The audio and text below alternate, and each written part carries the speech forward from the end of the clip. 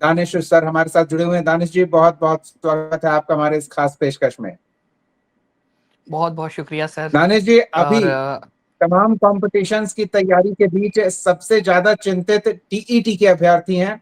हम चाहेंगे उनके साथ जो कुछ हो रहा है और वो सरकार की ओर से बार बार के आश्वासन के बाद जिस मानसिक स्थिति में है, पहले तो हम चाहेंगे आपके कोचिंग में जो तैयारी कर रहे हैं छात्र, उनसे बातचीत में आपको उनके मनोभाव के बारे में क्या पता चलता है, ये हमारे साथ साझा करें।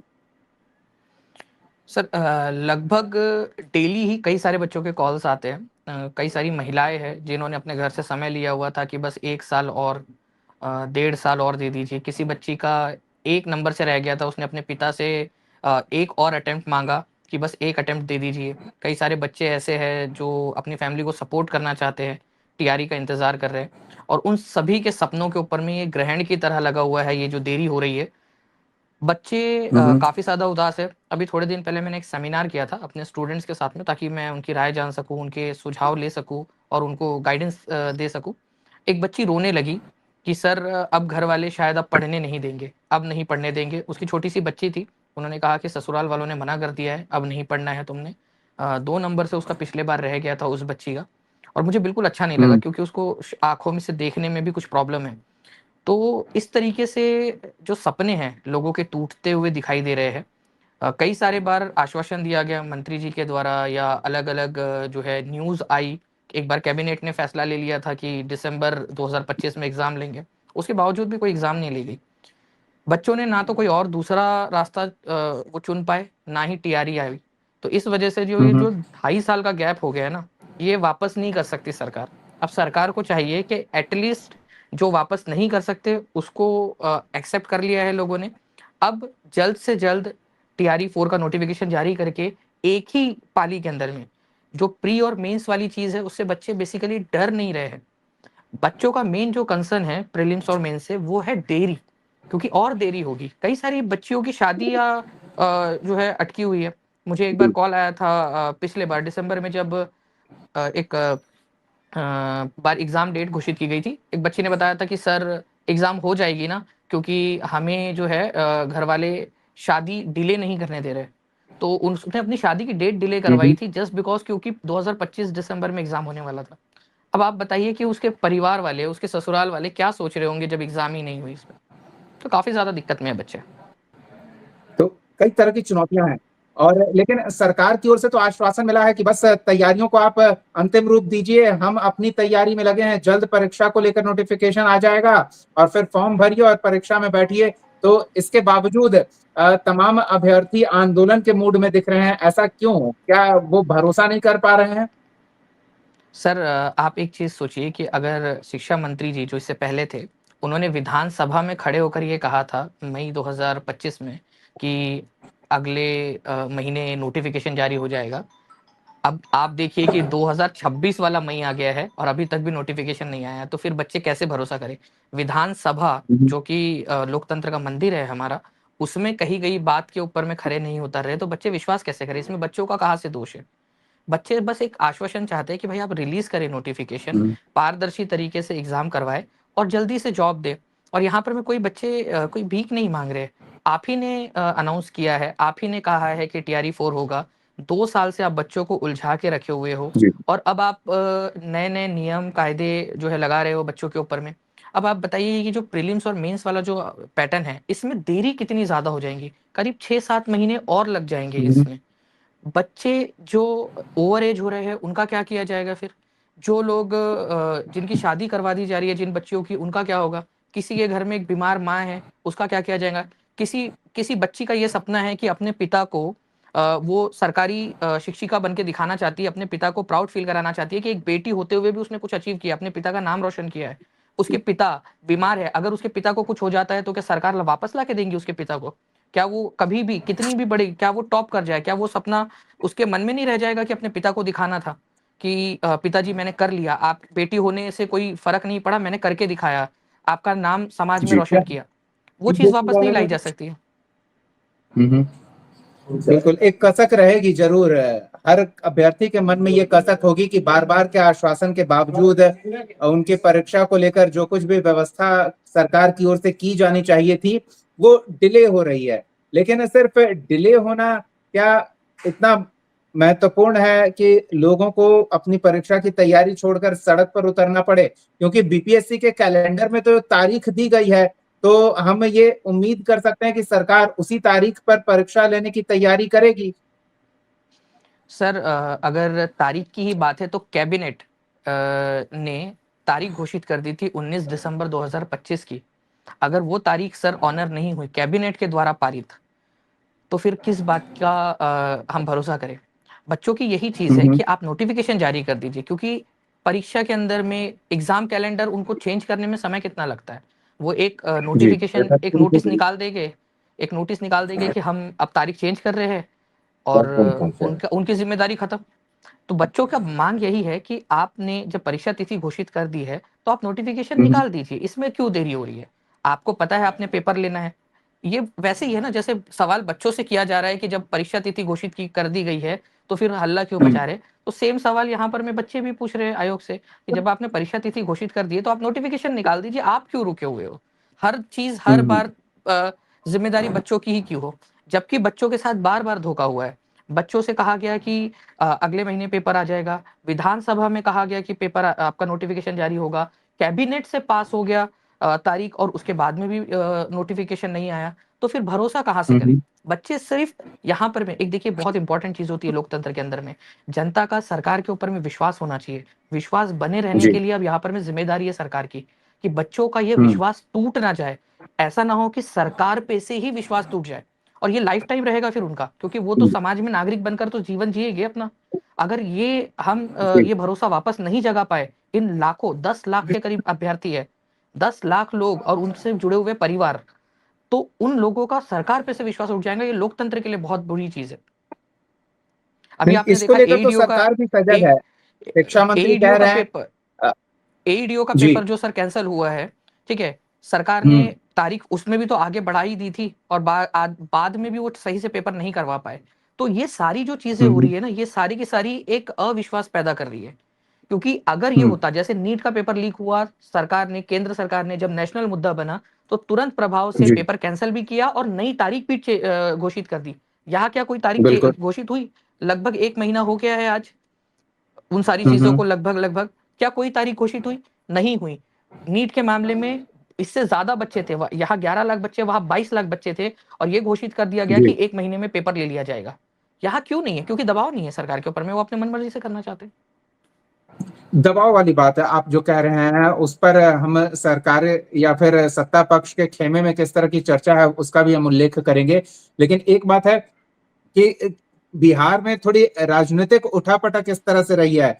आप याद कीजिए, मुख्यमंत्री जब नीतीश कुमार हुआ करते थे तो उन्होंने ट्वीट किया था और एक समय दिया था, और उसके बाद से ही ये हंगामा खड़ा हुआ कि जब नीतीश कुमार ने समय दे दिया है तो फिर उस समय का अनुपालन क्यों नहीं किया जा रहा, वो टाइमलाइन क्यों नहीं फॉलो किया जा रहा। लेकिन फिर चुनाव हो गए, फिर सरकार का गठन हुआ, फिर नई सरकार का गठन हुआ, अब नए शिक्षा मंत्री हैं, वो कह रहे हैं कि आप पॉलिटिकली मोटिवेटेड होकर सड़क पर मत उतरिए, राजनीतिक रंजिश का शिकार ना बनिए, सरकार संकल्पित है, परीक्षा ली जाएगी और जल्द उसकी व्यवस्था आपको होती नजर आएगी। ये पॉलिटिकली मोटिवेटेड की जो बात हो रही है, कुछ छात्र संगठन पर, कुछ कोचिंग संचालक अभ्यर्थियों की जो भीड़ को लीड कर रहे हैं उन पर, इस पर क्या टेक है आपका? सर ये तो जो अभी सत्ता में जो भी XYZ कोई भी पार्टी हो, क्योंकि ये पॉलिटिकली हम लोगों ने इसमें जाना नहीं है, लेकिन जो भी पार्टी है और जो भी मंत्री है, उनके पास में आप सोचिए कितना बड़ा मौका है। जो चीज 2.5 साल से नहीं हुई, वो उस चीज को लीड करके उन सारी चीजों को प्रायोरिटी के ऊपर में लेकर, अगर वो 20 तारीख को के दिन ही या 19 को कल ही घोषणा कर देते हैं कि 30 तारीख को आपका नोटिफिकेशन आ जाएगा, मैं जिम्मेदारी लेता हूं, मैं आप लोगों का मंत्री हूं, इस पूरे जो सूबा है, हमारा हमारा जो राज्य है, उसमें मैं शिक्षा को लीड कर रहा हूँ, मैं जिम्मेदारी ले रहा हूँ कि 30 तारीख को नोटिफिकेशन आएगा, चाहे मुझे रात भर बैठ के अधिकारियों से काम करवाना पड़े। हम सब मिलकर उन मंत्री जी का जो है अपने अपने जो भी संस्थान है, मैं ये नहीं कह रहा कि सिर्फ मैं बोल कर रहा हूँ कि हर एक जो शिक्षक है, वो उनके गुणगान गाएगा, उनकी तारीफ करेगा, उनके पास में ये मौका होगा कि उनकी पॉपुलैरिटी बढ़े। हम तो ये चाह रहे हैं बेसिकली कि मंत्री जी की पॉपुलैरिटी बढ़ जाए, मंत्री जी के पास में तो मौका है। इससे बड़ा मौका आप सोचिए ना लॉजिकली कि क्या मौका आ सकता है कि आप 10-15 दिन में नोटिफिकेशन जारी करवा दीजिए, आप हीरो बन जाओगे। तो ये पॉलिटिकली कोई यहाँ पर में है नहीं, पॉलिटिकल मौका है उल्टा। जो भी एक्स वाई जेड जो भी पार्टी होगी, क्योंकि हम कोई पार्टी के खिलाफ या पक्ष में नहीं है, लेकिन जो भी सत्ता में है उनके पास में मौका है जी। अपने आप को और आगे बढ़ाने का। इसको इस तरीके से लिया जाना चाहिए। तो बिल्कुल कई चिंता है अभ्यर्थियों को और उनकी चिंता स्वाभाविक भी है, लेकिन ये जो दबाव बनाने की बात हो रही है आंदोलन के माध्यम से, ये कितना सही मानते हैं? और खासकर अगर एग्जाम पैटर्न पर हम अपनी इस बातचीत को फोकस करें कि टीआरई 4 में पीटी और मेंस 2 चरणों में परीक्षा ली जाएगी। अगर बीपीएससी एग्जाम को लीक प्रूफ बनाने के लिए कोई व्यवस्था करती है तो क्या अभ्यर्थी उसको डिक्टेट करने की स्थिति में है, या फिर वो बीपीएससी के पैटर्न पर एग्जाम देने की तैयारी करें? सर यहाँ पर मैं अभ्यर्थी प्रीलिम्स और मेंस का या 2 चरण के अंदर में एग्जाम देने से नहीं डर रहे। यहाँ पर मैं पूरा का पूरा जो मुद्दा है वो है समय का। जब 2.5 साल से अटका हुआ है मुद्दा और एग्जैक्ट अब कुछ महीने बच गए हैं आपका एग्जाम लेने के, सितंबर के अंदर में एग्जाम लेनी है, अब तक नोटिफिकेशन आ जाना चाहिए था और सरकार अब चाह रही है कि अब उसमें कुछ बदलाव किया जाए एन मोमेंट पर। तो ये क्या इन बच्चों के साथ अन्याय नहीं है जो 2.5 साल से प्रिपरेशन कर रहे थे? हम सिर्फ ये मांग कर रहे हैं कि इस वाले इसमें आप सिक्योरिटी बढ़ा दीजिए। आप कहिए कि जिस भी सेंटर के ऊपर में अगर कोई कदाचार होता है तो उस प्रिंसिपल को और उस वाइस प्रिंसिपल को सस्पेंड कर दिया जाएगा। आप देखिएगा कि वो वाइस प्रिंसिपल प्रिंसिपल पूरी जी जान लगा देंगे अपने सेंटर के ऊपर में कोई भी कदाचार ना हो, कोई उनका शिक्षक इस तरीके से लिप्त ना हो, ये सारा चीज सुनिश्चित करने के लिए थोड़ी कोशिश तो करिए।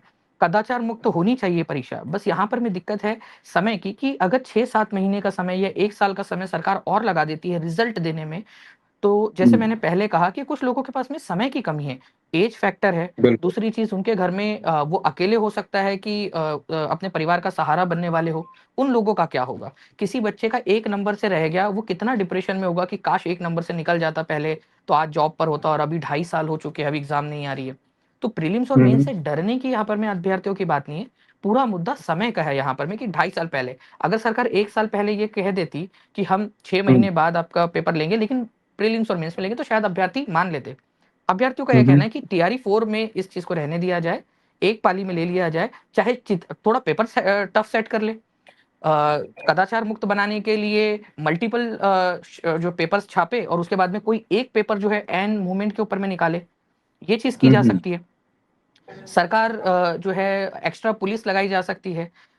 इलेक्शन के रिजल्ट के अंदर में क्यों नहीं होती धांधली? इलेक्शन कैसे हो जाते हैं? और ये तो इतने करोड़ों लोग देते हैं इलेक्शन के अंदर में वोट, उसकी कैसे सुरक्षा हो जाती है? और इलेक्शन के बिल्कुल, रिजल्ट कैसे आ जाते हैं? आपकी इलेक्शन बातें को भी अपनी फिर 2 जगह पालियों जायज में है, करवाई जाए। लेकिन दानिश जी एक और महत्वपूर्ण पहलू है छात्रों के नजर से अगर हम देखें तो, अगर वो सड़क पर उतरते हैं, सड़क जाम करते हैं, पुलिस से भिड़ंत हो जाती है, विधि व्यवस्था को लेकर किसी तरह की चुनौती होती है, तो एफआईआर दर्ज होता है। क्या इस कार्रवाई को गलत माना जाएगा? जी, देखिए ये जो है ना मैंने अपने वीडियो के माध्यम से भी बच्चों को ये संदेश दिया था कि अहिंसक तरीके से करना है। कोई भी ऐसा मौका प्रशासन को नहीं देना है कि वो उस मौके का इस्तेमाल करके आप पर लाठीचार्ज करे, आपको चोट पहुँचाए या आप पर एफआईआर करे। शांतिपूर्ण तरीके से करिए। प्रदर्शन हमारी आजादी के मूवमेंट्स में भी हुए हैं। स्वतंत्रता संग्राम के समय में गांधी जी ने किए हैं, क्विट इंडिया मूवमेंट के समय में हम लोगों ने कितने आंदोलन किए, लेकिन अहिंसक तरीके से। किसी चीज को तोड़फोड़ नहीं करनी है, अपनी आवाज रखनी है, अपना मुद्दा जो है, जैसे मीडिया है, आप हो, जब आप इसको दिखाओगे, अपनी बात सरकार तक हम पहुंचा पाएंगे, तभी तो सरकार सुनेगी। आप सोचिए ना कि नीट का पेपर जब लीक हुआ था, तो उसके 13 दिन बाद पेपर कैंसिल हुआ, क्योंकि वो नेशनल मुद्दा बना। जब लोगों ने सोशल मीडिया पे अपनी आवाज उठाई, सड़क पर उतरने लगे लोग, शांतिपूर्ण तरीके से अपनी बात रखी, तब सरकार ने पेपर कैंसिल किया। ऐसे तो पेपर गेट का भी लीक हुआ था, बट सरकार ने वो कैंसिल नहीं किया था पिछला वाला गेट का पेपर, क्योंकि इतना बड़ा मुद्दा ही नहीं बन पाया था। वो लीक हुआ बट लीक पेपर का कुछ हो नहीं पाया। तो यहाँ पर भी दिक्कत बस ये है कि सरकार को सुनाना है। जैसे भगत सिंह जी ने भी कहा था ना कि हम किसी को नुकसान नहीं पहुंचाना चाहते, हम सिर्फ जो बहरे लोग हैं ना उनको सुनाना चाहते हैं। जब उन्होंने एक आपको भी पता असेंबली होगा में जी सेंट्रल लेजिस्लेटिव असेंबली के अंदर में उन्होंने एक बिना किसी को धमाका किया नुकसान था। पहुंचाने वाला बम फेंका था। किसी की मौत नहीं हुई, बस वो सुनाना चाहते थे। वो बात न्यूज में छपी और लोगों तक पहुंची। तो बस वही चीज़ है बच्चों का मोटिव, और यहाँ पर में कुछ भी नहीं है, किसी को नुकसान पहुँचाना नहीं है, कोई सरकारी हुँ, संपत्ति या फिर प्राइवेट प्रॉपर्टी किसी को नुकसान पहुँचाना नहीं है। और मैं आपके चैनल के माध्यम से भी जो भी विद्यार्थी यहाँ पर मैं देख रहे हो उन सभी से कहूँगा कि प्लीज़ कोई ऐसा मौका प्रशासन को मत दीजिएगा कि जिसकी वजह से वो एफआईआर करे या आपके ऊपर लाठीचार्ज करे। अपनी बात रखिए और एक अनुशासन का जो है ना उदाहरण दीजिए। बिहार से एक उदाहरण हुँ, जाना चाहिए पूरे देश भर के अंदर में कि कैसे हज़ारों छात्र शांतिपूर्ण तरीके से भी आंदोलन कर सकते हैं। ये वो धरती है जहाँ से हमारे महात्मा गांधी ने आंदोलन चंपारण से शुरू किया था, अहिंसक आंदोलन। ये वो धरती है जहाँ पर में जयप्रकाश नारायण जी ने जो है पूरी दिल्ली की सत्ता हिला दी थी, अहिंसक तरीके से। ये वो धरती है जहाँ पर में हमने नमक सत्याग्रह के अंदर में जो तो टैक्स है, नमक सत्याग्रह नहीं कर पा रहे थे तो चौकीदारी टैक्स देने से मना कर दिया था, अहिंसक तरीके से। तो ये तरीके वाली भूमि है। हम यहाँ से संदेश दे सकते हैं पूरे देश भर में कि कैसे किया जाता है। यहाँ हज़ारों छात्र शांतिपूर्ण तरीके से अपनी बात हुँ, मनवा सकते हैं। ये कितना प्यारी बात जाएगी बिहार से। हुँ। बिल्कुल। आंदोलन के अगले चरण को लेकर बातचीत होने वाली है। बड़ी संख्या में छात्रों का, छात्र नेताओं का, कोचिंग संस्थाओं के संचालक जो छात्रों से सीधे जुड़े हुए हैं, उनका जमावड़ा है राजधानी में। हमको जानकारी मिली है हमें कि आप भी पहुंचने वाले हैं। किन जी। विषयों पर को फोकस रखा जाएगा? अगर सरकार कहेगी कि एक प्रतिनिधिमंडल हमसे बातचीत कीजिए और आंदोलन को फिलहाल स्थगित कीजिए कुछ दिनों तक, तो उस पर भी विचार होगा? जी, बिल्कुल। अभी खुशबू Pathak ji I think lead कर रहे हैं, उनका फ़ोन भी आया था हमारे पास में।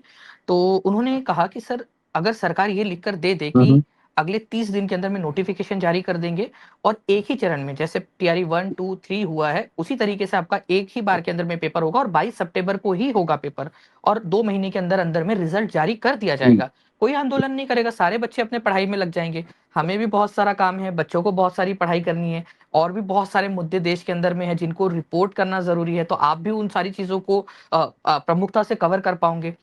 हमारे देश की इकोनॉमी जो है, जो जी। उस आंदोलन की वजह से थोड़ा-सा जो भी 0.01% भी इम्पैक्ट पड़ने वाला होगा, वो नहीं पड़ेगा। सिंपल सी चीज़ है कि सरकार हुँ, बस हुँ। ये लिख कर दे दे कि भाई हम 30 दिन के अंदर में नोटिफ़िकेशन जारी कर देंगे, प्रीलिम्स, मेंस को हम टीआरई हुँ, 5 में लागू करेंगे और बहुत टफ पेपर निकालेंगे। अभी से घोषणा कर दे, ठीक है? बच्चे अभी से तैयारी करेंगे जी। और ये भी घोषणा कर दे कि टीआरई 4 का पेपर भी हम बहुत टफ निकालेंगे। एक ही चरण में लेंगे लेकिन टफ हुँ, पेपर निकालेंगे। बच्चे उसके लिए तैयार है। बच्चे बिल्कुल नहीं जी। डर रहे हैं कि पेपर टफ आएगा या मेंस देना पड़ेगा। उनको सिर्फ समय की नहीं, नहीं, चिंता है। बिल्कुल, तो पढ़ने वाले सरकार परीक्षा से सरकार क्यों अगर डरेंगे? अगर परीक्षा से वो डर रहे हैं, तो वो पढ़ने वाले नहीं हैं। दानिश जी, एग्ज़ैक्टली। चलते-चलते सरकार से आपकी अपील हम जानना चाहेंगे और अभ्यर्थी जो आंदोलन के साथ जुड़ने आ रहे हैं, उनसे अपील है। दोनों से क्या अपील करेंगे आप? जी, मैं सबसे पहले तो यहाँ पर मैं सरकार से एक अपील करूँगा कि पिछले आंदोलन के अंदर में कुछ शिक्षक अभ्यर्थियों के प्रतिनिधियों को गिरफ्तार किया गया था, उनको जल्दी से छोड़ दिया जाए। जी। और वो अपने लिए कुछ नहीं माँग रहे थे, वो अभ्यर्थियों के लिए माँग रहे थे। तो उनके ऊपर में अलग-अलग जो धाराएँ लगाई गई है, उससे उनको रिलीज़ किया जाए। ये चीज़ अगर सरकार करती है तो इससे एक पॉज़िटिव मैसेजिंग जाएँगी कि सरकार भी हाँ, चाह रही है, बच्चों के साथ में अच्छे संबंध चाह रही है। दूसरी चीज़, सरकार से हुँ, ये अपील करूँगा कि बच्चों की बात मान लीजिए आप, ठीक है? पेपर आप चाहे जी। कितना भी टफ निकालिए, आपने एईडीओ का पेपर टफ निकाला, किसी ने नहीं कहा कि क्यों टफ निकाला। सबने ये कहा हुँ, कि आपने पेपर लीक क्यों किया? टफ पेपर निकालिए ना, बच्चों को बोलिए कि पेपर टफ निकालेंगे हम, और हम 4 paper set, 5 paper set type करेंगे और हम टाइम पर हुँ, खोलेंगे कि कौन-सा वाला देना है, ठीक है? और आप लगा दीजिए सीआरपीएफ सारी जगह पे। आप केंद्र में तो हमारे बिहार का इतना है कि बिहार हाथ खींच ले तो वहाँ पर में गद्दी हिल जाए। बोलिए सरकार से दिल्ली में कि यहाँ सीआरपीएफ भेजे तैयारी करवाने के लिए। आप देखिए बच्चे कितने खुश हो जाएँगे। इवन हमारे जो राजनीतिक नेता लोग हैं, उनसे बच्चे खुश हो जाएँगे, उनके सपोर्ट में रहेंगे। तो मैं सरकार से बस ये अपील करना चाहूँगा कि एक बार बच्चों की बात मान लीजिए, क्योंकि 2.5 साल बड़ा इंतज़ार जी। होता है। कई सारों के घरवाले इंतज़ार कर रहे हैं, कई के पिता इंतज़ार कर रहे हैं, कई का पति इंतज़ार हुँ, कर रहा हुँ, है, किसी की पत्नी इंतज़ार कर रही है। उनके लिए बस एक बार ये बात मान लीजिए, क्योंकि 2.5 साल बहुत लंबा समय होता है। जी। अभ्यर्थियों से क्या कहेंगे? अभ्यर्थियों से मैं कहूँगा कि देखिए सबसे पहली चीज़ तो आंदोलन में अगर आप आ रहे हो, अगर आंदोलन होता है हमारा 20 तारीख को, तो आप एक तो आइए, बट शांति बनाए रखिए। कोई भी तोड़-फोड़ कोई चीज़ नहीं करनी है। अगर आपको लगता है कि कोई असामाजिक तत्व घुस आया है, ठीक है? तो उसको तुरंत उसकी रिपोर्ट करिए, अपने छात्र नेताओं को बताइए, पुलिस को बताइए कि ये हमारे में से नहीं है, ताकि पुलिस को कोई मौका ना मिले आपके ऊपर हमें एक्शन लेने का। और जैसे कि मैंने अभी थोड़ी देर पहले भी कहा कि चलिए एक बहुत जी। अच्छा एग्ज़ाम्पल पूरे पूरे देश को देते हैं, पूरे देश को, पूरी दुनिया को देते हैं कि कैसे शांतिपूर्ण तरीके से बिना किसी चीज़ को नुकसान पहुँचाए हम अपनी बात रख सकते हैं, सरकार तक पहुँचा सकते हैं। ये बहुत बड़ा एग्ज़ाम्पल होगा। हर एक बच्चे ने अगर ये सोच लिया ना कि ये हमें एग्ज़ाम्पल सेट करना है, शांतिपूर्ण तरीके से करते हुए आगे बढ़ना है, आप देखिएगा कि टीआरई का नोटिफ़िकेशन कैसे आता है, क्योंकि इस आंदोलन की वाहवाही होंगी नेशनल टेलीविज़न्स के ऊपर में कि शांतिपूर्ण तरीके से आंदोलन करके दिखाया बच्चों ने। चलिए, हम भी अभ्यर्थियों के साथ हैं और उनकी मांग सरकार तक पहुंचाने में और सरकार का पक्ष अभ्यर्थियों तक पहुंचाने में एक सेतु की तरह हम भी नियमित जुड़े हुए हैं।